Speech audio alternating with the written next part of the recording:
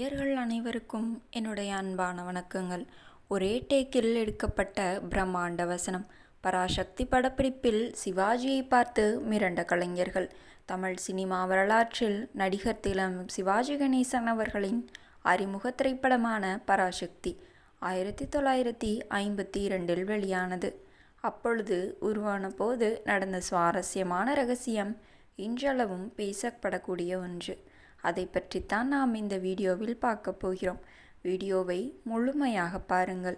கலைஞர் மு. கருணாநிதி அவர்கள் எழுதிய மிக நீளமான தமிழ் வளம் செறிந்த வசனங்களை முதலில் திரையில் பேச வேண்டிய சவால் 24 வயதே நிரம்பிய இளம் நடிகர் சிவாஜி கணேசனுக்கு வந்தது. படத்தில் புகழ்பெற்ற நீதிமன்ற காட்சி படமாக்கப்பட்ட போது இயக்குனர் கிருஷ்ணன் பஞ்சு அவர்களின் சிவாஜியிடம் பல பக்கங்கள் கொண்ட பெரிய வசனத்தாளை கொடுத்தனர். அன்றைய காலகட்டத்தில் கேமராவில் ஃபிலிம் ரோல்கள் மிகவும் விலை உயர்ந்தவை. கேமரா ரோல்கள் விலை உயர்ந்தவை என்பதால் வசனங்களை தட்டு தடிமாறி பேசி ஃபிலிமை வீணெடுத்து விடக்கூடாது என்பதில் படக்குழு மிகவும் கவனமாக இருந்தது.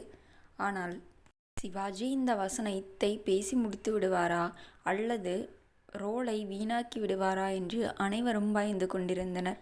ஆனால் சிவாஜி கணேசன் ஆக்ஷன் என்று சொன்னவுடன் சிவாஜி கணேசன் தன் கம்பீரமான குரலில் ஓடினான் ஓடினான், வாழ்க்கையின் ஓரத்திற்கே ஓடினான் என்று பேசத் தொடங்கினார்.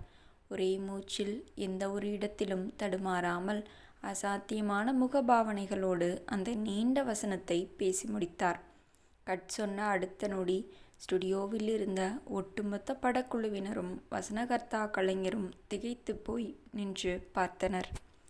இவ்வளவு சிறிய பையன், 24 வயதே நிரம்பிய கவிஞன் இப்படி பேசுகிறான் என்று அனைவரும் வியந்து போய் பார்த்தனர். இப்படி ஒரு புதுமுக நடிகர் எப்படி இவ்வளவு பெரிய நீளமான வசனத்தை எப்படி பேசினார் என்று அனைவரும் அதிர்ந்து போய் தங்களுக்குள்ளேயே பேசிக்கொண்டனர்.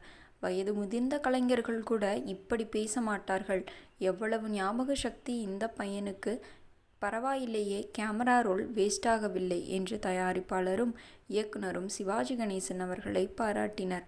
அதேபோல் ஒரே டேக்கில் இவ்வளவு பெரிய வசனத்தை ஒரு புதுமுக நடிகர் பேசி முடிப்பதா என்று வியந்து போய் சக கலைஞர்களும் திரைத்துறையினரும் எழுந்து நின்று கைத்தட்டினார்கள்.